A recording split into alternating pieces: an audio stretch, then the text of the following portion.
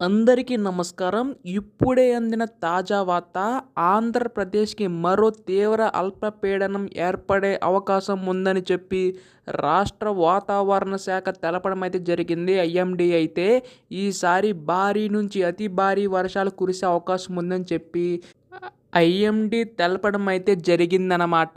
ఈసారి ఏ ఏ జిల్లాలకి ఎక్కువ ప్రమాదం ఉందని చెప్పి ప్రతిదీ కూడా ఈ వీడియోలో తెలుసుకుందామండి.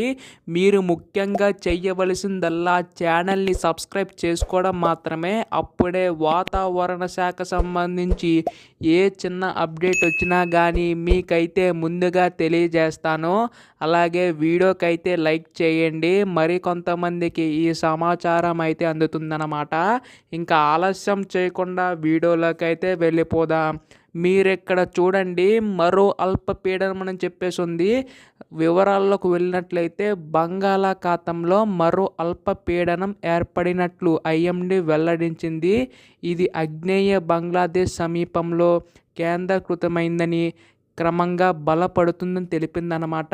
రేపటికి వాయుగుండంగా మారనుందని పేర్కొంది. అల్పపీడనానికి అనుబంధంగా ఉపరితల ఆవర్తనం కొనసాగుతుందని చెప్పింది. వీటి ప్రభావంతో కోస్తా ఆంధ్రాలో తేలికపాటి వర్షాలు పడతాయని ప్రకటించిందనమాట.